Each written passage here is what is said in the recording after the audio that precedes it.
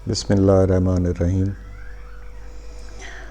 آپ نے دیکھا ہوگا کہ کچھ لوگ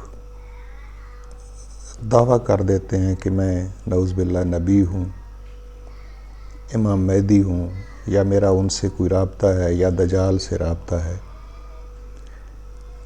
یا آپ دیکھتے ہیں کہ ایک بچہ ہے، بڑا ہے، وہ ذرا الگ تھلگ رہنا پسند کرنا شروع کر دیتا ہے، الگ رہتا ہے، پریشان سا دکھتا ہے، چپ چپ رہتا ہے، آنکھوں میں آنکھیں نہیں ملا پاتا،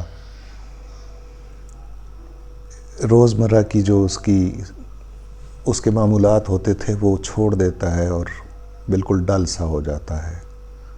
آگے چل کے وہی غصہ کرنے لگتا ہے، لڑنے جھگڑنے لگتا ہے، عجیب عجیب باتیں کرنے لگتا ہے، دعوے کرنے لگتا ہے، ایسے کہتا ہے جیسے یہ نظام اس کو ایسے لگتا ہے جیسے یہ کائنات کا سارا سسٹم وہ چلا رہا ہے، سارا کچھ اس کے کہنے پہ اس کے مرضی سے ہو رہا ہے۔ مثلا پنکھا چل رہا ہے تو وہ سمجھے گا کہ یہ پنکھا وہ چلا رہا ہے، اس کے اشاروں پہ چل رہا ہے یا بند ہو رہا ہے۔ سورج نکل رہا ہے تو اس کی مرضی سے نکل رہا ہے، چاند ہے تو وہ بھی اس کی منشا کے تابع ہے۔ اس کے ساتھ جو بندہ ہوگا وہ محسوس نہیں کر پائے گا، وہ دیکھ نہیں پائے گا، لیکن اس کا یہ دعویٰ ہوگا کہ اسے کچھ بندے دکھتے ہیں، کچھ چیزیں دکھتی ہیں۔ وہ خود کلامی کرے گا، کسی سے باتیں کر رہا ہوگا، جبکہ جس سے باتیں کر رہا ہوگا وہ نظر نہیں آئے گا، کسی دوسرے بندے کو اسے نظر آ رہا ہوگا۔ اس کے کانوں میں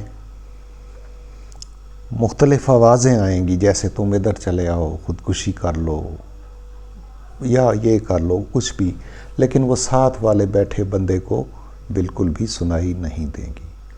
تو دوستو، یہ کوئی مافوق الفطرت چیز نہیں ہے، نہ ہی جنات ہیں، نہ ہی کوئی ایسی چیز ہے۔ یہ ایک بیماری ہوتی ہے ذہنی ڈوپامین کے بڑھاؤ کی وجہ سے، کیمیکل کے بڑھاؤ کی وجہ سے، اور اسے کہتے ہیں شیزیوفرینیا۔ اس میں بندہ بے ربط باتیں کرتا ہے، بغیر موضوع کے نہ سمجھ آنے والی باتیں کرتا ہے، اس کو مختلف چیزیں دکھتی ہیں جو اس کے ساتھ والے بندے کو نہیں دکھتی، اس کو آوازیں سنائی دیتی ہیں جو ساتھ بیٹھے بندوں کو نہیں سنائی دیتی، وہ بندوں کو ایوائڈ کرتا ہے، بچتا ہے ان سے۔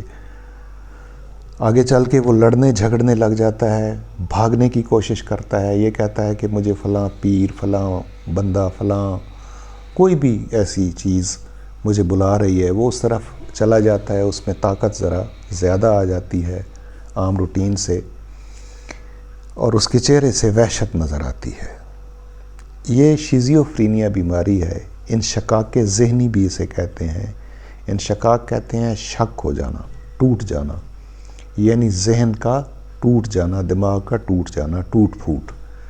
یہ موروثی بھی ہوتی ہے، اس کی مختلف وجوہات بھی ہوتی ہیں، سماجی، گھریلو، لیکن اس کی بڑی وجہ جو ہے وہ وہی ہے کہ دماغ کے کیمیکلز بڑھ جاتے ہیں اوور تھنکنگ سے اور دیگر ڈپریشن وغیرہ سے، یا بلا وجہ بھی رات کو ایک بندہ ٹھیک سویا ہے تو صبح اس بیماری میں مبتلا ہے، یہ بھی ہو سکتا ہے۔ اس کا علاج یہی ہے کہ ایک طویل عرصے تک کسی کلاسیفائڈ سائیکیٹرسٹ کے پاس مریض کو لے جایا جاتا ہے، چاہے وہ مرضی سے جائے، چاہے زبردستی لے کے جائیں، طریقے سے لے کے جائیں، باندھ کے لے کے جائیں۔ ایسے مریض زنجیروں میں بھی جکڑے ہوئے آتے ہیں۔ تو وہی اس بیماری کو پہلے تو تشخیص کرتے ہیں، تشخیص کا عمل بھی اتنا آسان نہیں ہوتا، پھر وہی اس کو دوا دیتے ہیں، اور دواؤں سے بھی یہ فوری ٹھیک نہیں ہوتا، اس کو کافی ٹائم لگتا ہے، سال، 2 سال، 3 سال بھی لگ جاتے ہیں، اور کبھی کبھی تمام عمر دوا لینا پڑتی ہے۔ لیکن یہ ہے کہ وہ باقی لوگوں کی طرح زندگی معمول کے مطابق طریقے سے گزار پاتا ہے، سارے معمولات ادا کر سکتا ہے، بشرطے کہ اس کا علاج ہو۔ اگر بر وقت علاج شروع کیا جائے، مثلا پہلے ہی مہینے، دوسرے تیسرے مہینے جو ہی اندازہ ہوا اسے آپ سائیکیٹرسٹ کے پاس لے گئے تو یہ ٹھیک ہو جاتا ہے، لیکن جب بڑھ جائے تو پھر یہ ذرا بہت کمپلیکیٹڈ ہو جاتا ہے۔ یہ ذہنی بیماری، اس میں خاص طور پہ 35 سال کی عمر سے پہلے عموماً ہوتی ہے، لیکن اب یہ دیکھا گیا ہے کہ بڑی عمر میں بھی یا اس سے آگے کی جو ایج ہیں اس میں بھی اس کی کئی علامات دکھتی ہیں اور ہمیں مل جاتی ہیں مریضوں میں۔ anyhow اس پہ ابھی ریسرچ جاری ہے کہ آیا یہ پاسبل ہے کہ بعد میں بھی ہو سکتی ہے۔ عام طور پہ یہ 35-40 ایئرس کی ایج تک اس کے بہت زیادہ امکانات ہوتے ہیں۔ اگر آپ کے کسی دادا دادی ماں باپ یا موروثیت میں یہ آ رہی ہے تو پھر بہت چانسز ہیں کہ بچے کو ہو۔ اس کا علاج کوئی پیر فقیر کوئی تعویذ دھاگا نہیں کر سکتا، گو ان کے لیے یہ بڑے مالی مفاد کے لیے کی چیز ہیں یہ مریض، لیکن اس کا جو اگر علاج کرانا ہے تو یہ کلاسیفائڈ سائیکیٹرسٹ ہی کرے گا۔ شیزوفرینیا کو دماغ کا سرطان بھی کہتے ہیں۔ یہ بہت خطرناک بیماری ہے، اس میں مریض خودکشی بھی کر جاتا ہے اور کسی کو مار بھی سکتا ہے۔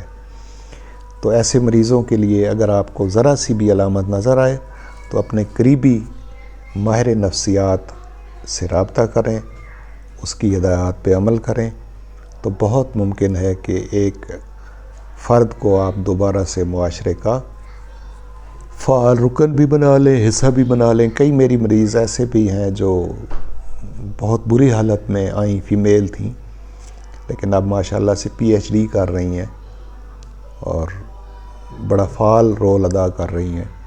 ضروری نہیں ہے کہ یہ لا علاج ہے، اب آج کل تو بالکل بھی نہیں ہے، لیکن اس کا علاج آسان نہیں ہے، بہت مشکل ہے، اور نہ ہی یہ کوئی جنوں ونوں کا کھیل ہے یا مافوق الفطرت چیز ہے۔ یہ محض ایک ذہنی بیماری ہے۔